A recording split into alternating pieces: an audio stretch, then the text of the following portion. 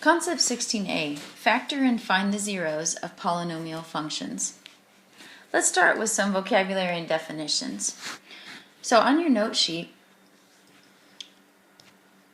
get these down. We're going to talk about in this section things that are factored completely. When something is factored completely, and in particular in this section we're talking about polynomials, and they are written as a product of smaller polynomials that are unfactorable with integer coefficients. So they are in the simplest form. We're also going to talk about polynomials in, rather than standard form, in what we call factored form, so written as a product of something. So here is an example of a polynomial in factored form. It is the quantity x plus 2 times x minus 3. And then finally, a third concept we'll talk about is zeros of a function. That is when an x or an input value, or it is an x or an input value of a function that gives a 0 for y. And what that means when you graph it is whenever y is 0 and x is a number, then that is going to be a point that is on your x-axis. And in these cases, in polynomials, you may have more than one x-intercept. There's a lot of information in concept 16. So as you do the notes, you may need to stop or pause periodically and go back and just look through the work, make sure you got everything down and that you understand all the different concepts that are being presented. The first thing we're going to talk about is how to factor a polynomial completely.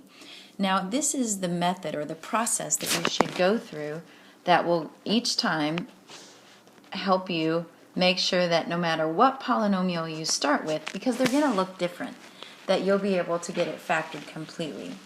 So the first thing is you're going to look and factor out any greatest common factor. We call that a GCF. And it may be a number or a variable. So once you've done that, then you want to look at the number of terms that you're left with. If you have 2 terms in your expression, then you want to consider a special factoring pattern we're going to talk about. If you have 3 terms, you need to try quadratic factoring methods. You did these in Algebra 1, and I'm going to review them, how to factor a quadratic, in this section.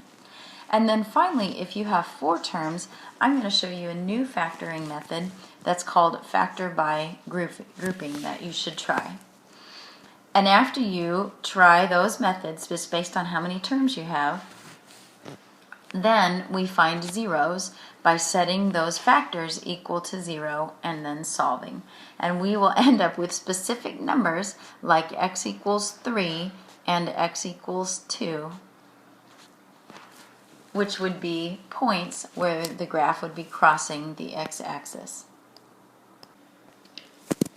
First, we're going to start by just factoring out the greatest common factor in the expression, just practicing that first step in the process.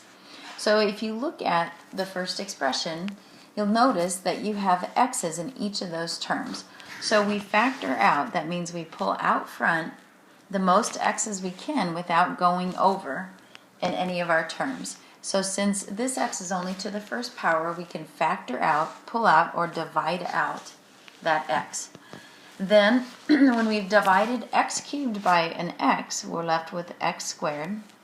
When we divide out negative 4x squared by an x, we're left with negative 4x. And when we divide negative 2x by x, we're left with negative 2. In the second problem, we have 3x cubed y plus 6xy squared. So I notice that 3 will divide into both of those. So that is a number that I'm going to factor out. I have x terms, and so I have only 1 here, so I can factor out 1x. And I have y terms, but only 1 y in the first one, so I can factor out just 1 y. Now what I have left in my first term, so I have divided essentially this one by 3xy. So I'm left with just x squared, because my 3 divide out and so do my y. And then on my second term, again I'm dividing by the same thing, 3xy. So 6 divided by 3 is 2. X divided by x is just 1. And then y squared divided by 1y just leaves me with a single y. And there I have my expression in factored form. Sometimes you'll get a polynomial with 3 terms, and it will be in a quadratic form. And so I'm going to just review with you how to factor a quadratic. I have the steps on your note sheet and right here on the slide. So the first thing we do is we remember factor out, and since we want to find the zeros, we want to know what's going on when y equals 0. So we'll replace y with 0. We're going to factor out a common number, that 2. So we'll get x squared minus 3x minus 18. And now I'm going to focus on that quadratic that's in my parentheses. I remember that this is standard form in the form y equals ax squared plus bx plus c. So my a term is 1, my b is negative 3, and c is negative 18. I'm just going to section that off. So over on my steps, I want to find two numbers whose product is a times c. And then using the star method, I'm going to place a times c in the upper position. So 1 times negative 18 goes here. And then b goes in my lower position, there. And then I'm going to place an a value. Well, first of all, I'm going to just figure out two numbers. So factors that will multiply together to give me negative 18 and add together to give me negative 3. Well, I think about 6 and 3. They will give me 18. If I make the 6 negative, when I combine them, I get negative 3. And when I multiply, I get negative 18. Now I'm going to place my a value, which is 1, with just my single variable, so a single x, on the upper side positions. And now I look right here and see if there's any common factors between the numbers there, and it is not, because I just have a 1x and a 1x. No, nothing I can divide out between 1 and negative 6 and 1 and 3. So then I place these expressions in my two sets of parentheses, and so that is my quadratic factor. Now to find the zeros, I set each of these factors, so x minus 6 equal to 0 and x plus 3 equal to 0, and solve. So x equals 6 and x equals negative 3. So if we were to graph this quadratic, it would cross the x-axis at the point 6, 0 and at the point negative 3, 0. Let's try this method again. So now we're going to do the same thing with this new function. So we'll say 0 equals 5x squared minus x minus 18. I don't have any common factor that I can factor out, so I will just make a note that my a term is 5, my b is negative 1, and my c is negative 18.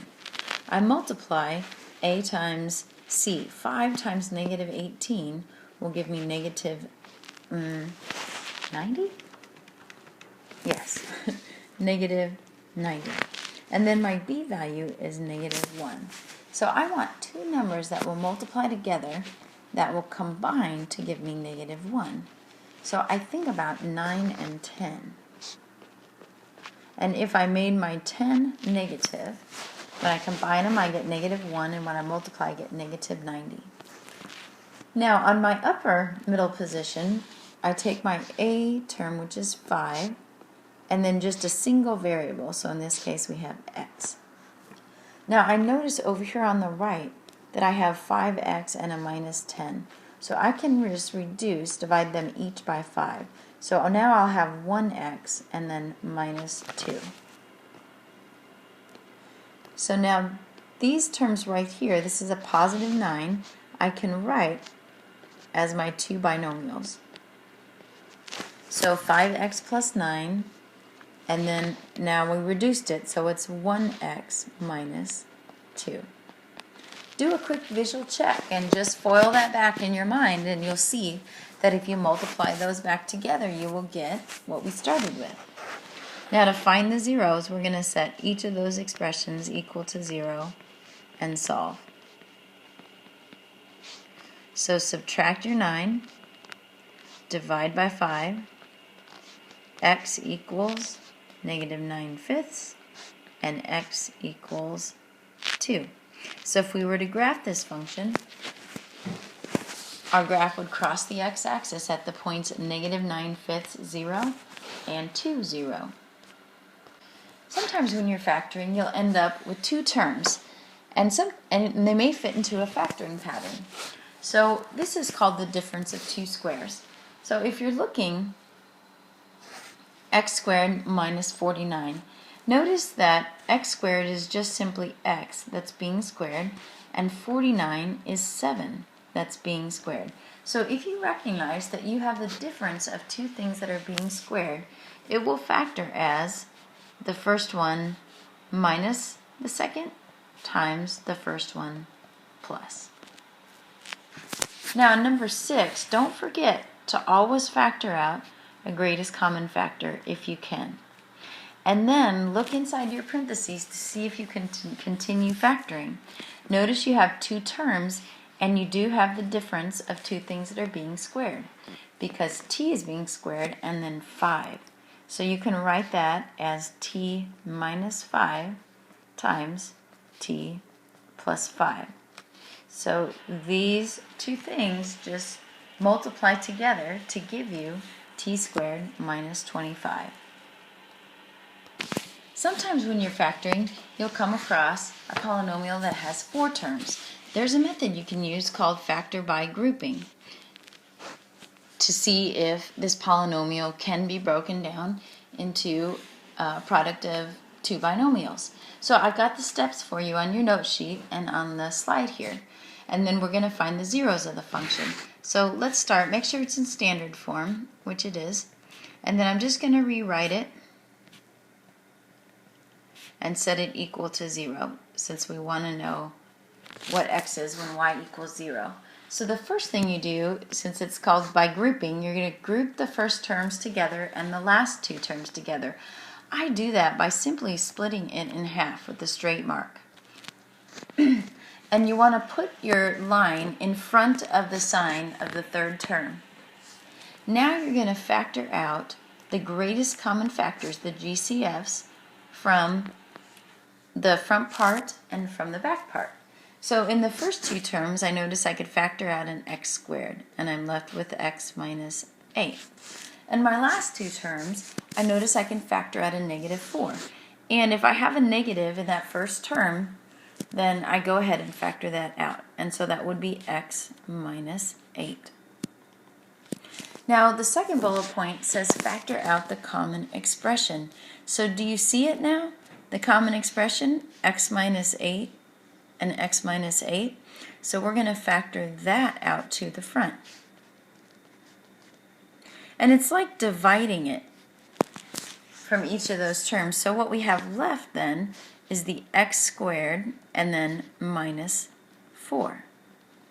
And we just set those next to each other.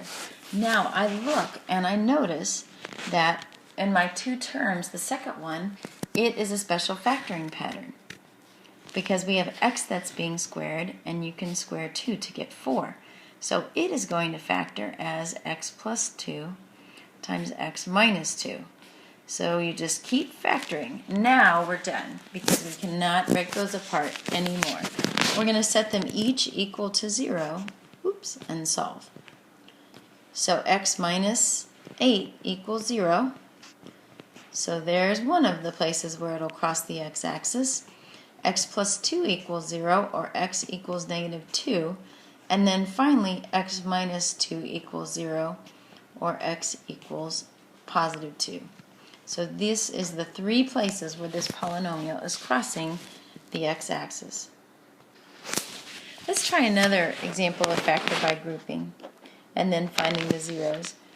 So I'm going to rewrite it and set it equal to 0.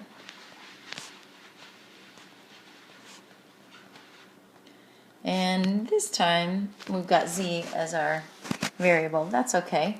So remember, you group the first two and the last two terms together simply by just drawing a line to divide them in half.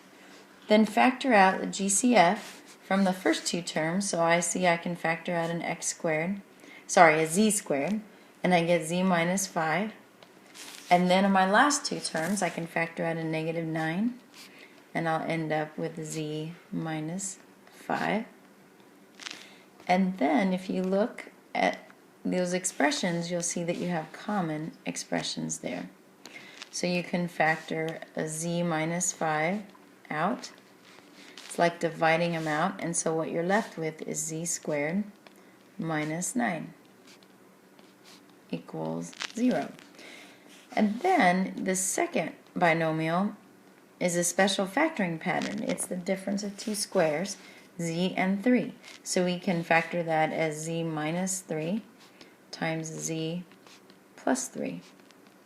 And then to find the zeros, we set each of those equal to 0. So z equals 5, z equals 3, and z equals negative 3. Pause the video and do the first 3 independent practice problems. So the ones that you see on the screen here, do those. And then come back and check your answers. And then start the video again so I can give you some instructions on the last 2. On the first problem, when you factor that, you'll be able to factor out a greatest common factor of 3x, and then do the quadratic factoring so that you get x minus 1 times x minus 4. And then if you set each of those factors, which is 3x and x minus 1 and x minus 4, equal to 0, you'll get x equals 0, x equals 1, and x equals 4. On the second example, you can factor out a 2x cubed, and you'll be left with x minus 7.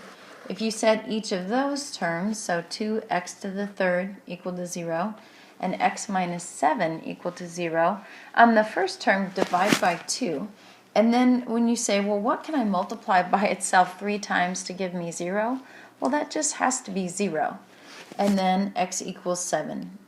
So those will be the 2 places where that graph will cross. And then finally, on the last one, you can factor out a 5x to the 4th, and you're left with x squared minus 4, which is a difference of 2 squares and can be factored as x plus 2 times x minus 2. Then you set each of those terms equal to 0. 5x to the 4th, well, you divide by 5. X to the 4th equals 0. So you say, well, what can I multiply by itself 4 times to give me 0? Well, it has to be 0 because you have to multiply it by itself. And then x plus 2 equals 0. You'll get x equals 2. And then, negative 2. And then x minus 2 equals 0. You will get x equals 2. Now, on the next two, we are not going to find the zeros of this one. I'm sorry about that. So we'll cross that off. And then we're simply going to just practice factoring these. I'm going to change colors. So notice you've got 4 terms, so let's try that factor by grouping method. You'll factor out the greatest common factor from the first 2 terms. That will simply give you 1x minus 5, and then positive 6, and you'll be left with x minus 5. See your common term of x minus 5. Factor that out, and you'll be left with, so times x squared plus 6. And then x squared plus 6 can't be factored, so this is our expression factored completely. With the last problem, and again, group the first 2 together. So you've got x squared that you can factor out, and you'll be left with a 3x plus. Now, x squared divided by x squared is not 0, it's actually 1. And then you can factor out a 3 from the 9x and the 3, and you'll be left with 3x plus 1. Here's your common term. So we'll factor that out to the front, and you'll be left with x squared plus 3, which cannot be broken down any further. So both of those are factored completely.